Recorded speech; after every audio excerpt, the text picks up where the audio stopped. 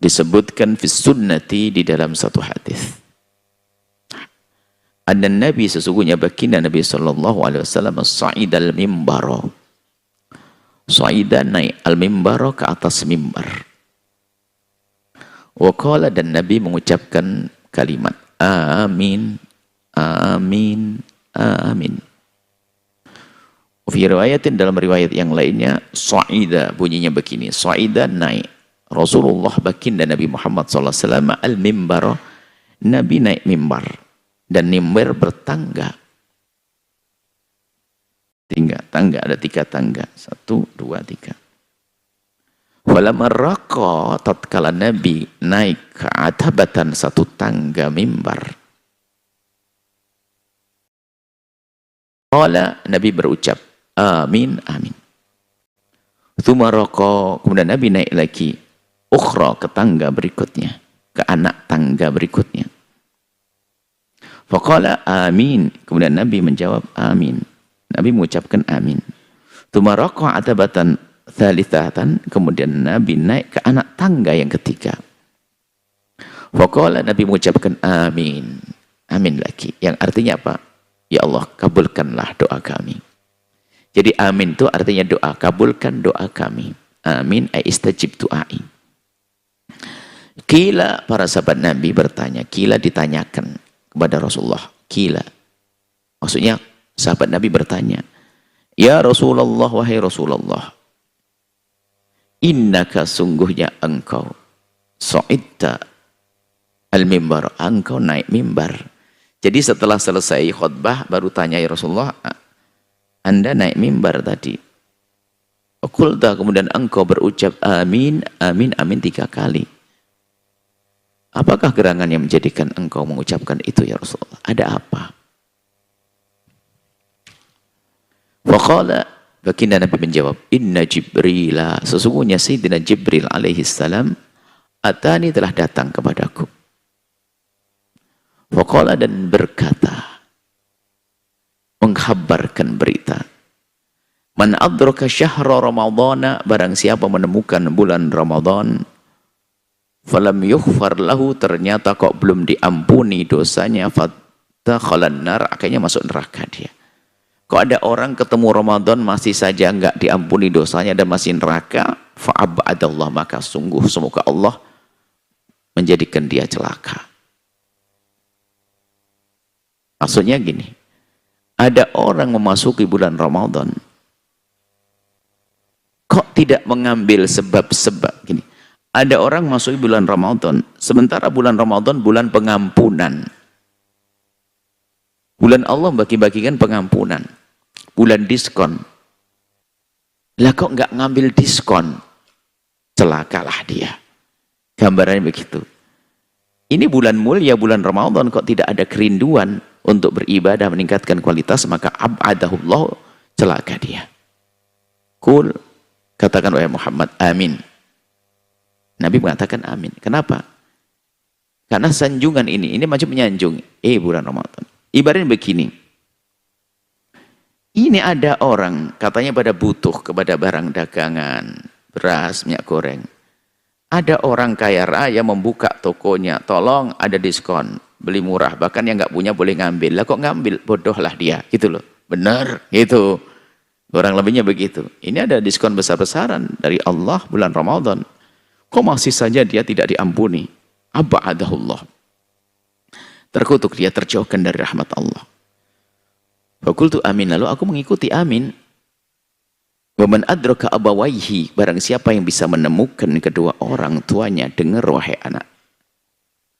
Yang menemukan kedua orang tuanya. Au ahadahuma, atau salah satu dari keduanya. Falam yabirrahuma, lalu dia tidak berusaha untuk berbakti pada keduanya. Famata, kemudian dia mati, fatakhalan nar, masuk neraka. Fa'abadahullah, celakalah dia. Maknanya apa? Ada surga di dalam rumahmu. Ada pintu surga di dalam rumahmu kau tinggalkan. Yaitu ibunda dan ayahandamu. Disia-siakan begitu saja, tidak ada kerinduan untuk berbakti. Bahkan mungkin kerjaannya merepotkan saja. Merepotkan orang tua itu bermacam-macam ya. Tidak peduli dengan urusan orang tua, Masya Allah. Menyiksa orang tua. Durhaka halus. Memberatkan orang tua dengan permintaan-permintaannya.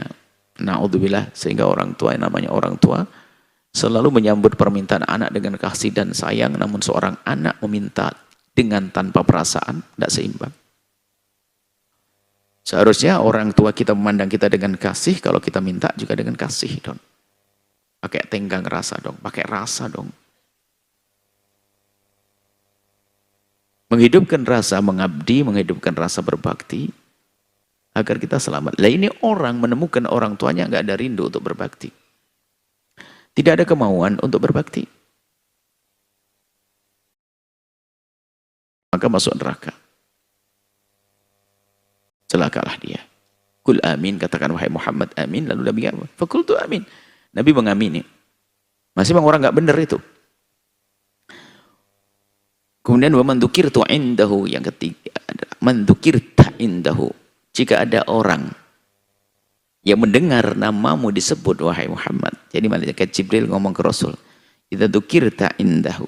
Kalau namamu disebut di hadapan satu orang, falam yusalli alaika, lalu tidak menyambut dengan salawat kepadamu, famata, kemudian dia meninggal, fatakhalan nar, kemudian masuk neraka, fa'abadahullahu, celakalah dia.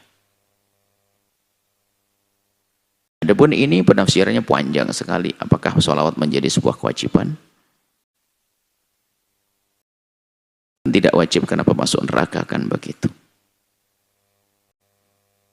Akan tapi para ulama memandang lebih jauh. Karena apa? Kunci untuk kita bisa benar-benar menjalankan syariat dengan benar adalah membangun cinta dengan sahibus syariati, pembawa syariat. Semakin kuat ikatan kita dengan pembawa syariat, maka semakin hebat di dalam kita menjalankan syariat. Dan cinta adanya di dalam hati. Akan tapi itu akan menjadikan pendengaran kita khusyuk, mata kita sejuk. Perilaku kita lembut. Sehingga spontan. Mungkin ada satu orang yang sangat mencintai anaknya. Namanya Ahmad misalnya.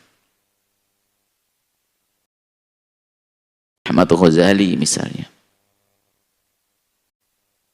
Di saat orang menyebut nama anaknya, dia langsung mustahil gak noleh. Dia anak yang sangat dicintainya. Akan terperanjat. Tiba-tiba, oh nama anakku disebut. Karena ada cinta. Tapi kalau sudah nggak cinta atau nggak nyambung, nggak ingat, ya enggak.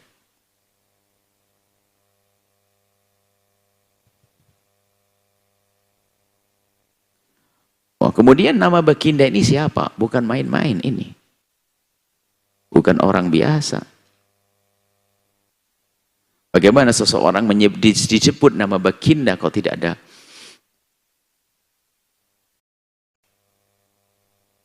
bergetar hatinya atau tidak? Terpesona dia. Berarti memang tidak sambung hatinya kepada Baginda. Disebut namanya. Berarti selama ini mungkin tidak pernah hadir di dalam renungannya yang panjang tentang siapa Baginda. Tidak menyadari tentang jasa beliau yang sangat agung. Kebesaran beliau, kemuliaan beliau, dan siapa beliau. Jadi kalau orang tidak mengerti tentang siapa beliau, kebesaran beliau, ya itulah, dia tidak akan beruntung. Menjalankan syariat pun adalah hanya karena lingkungan, bukan karena sambung hati dengan Baginda. Dan orang yang sambung hati dengan serius kepada Baginda, spontan. Di saat disebut nama Baginda, dia tidak akan diam. Karena begitu agungnya jasa Nabi, maka dia pun ingin membalas jasanya. Untuk menyambung hati dengan Nabi. Boleh kita katakan membalas budi Nabi, jasa Nabi, kebaikan Nabi dan sebagainya.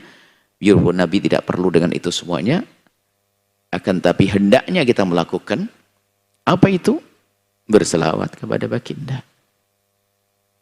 Hadiah istimewa untuk Rasulullah. Hadiah membawa hadiah. Lalu kita bersalawat kepada baginda. Allahumma salli ala Sayyidina Muhammad. Sallu ala Nabi Muhammad. Maka pastikan di saat disebut nama Nabi, hadir dong. Nabi di pikir kita, di pikiran kita, di mata hati kita. Allahumma salli ala Sayyidina Muhammad. Jadi bersalawat adalah paling mudah. Nah, kok disebut baginda diam saja?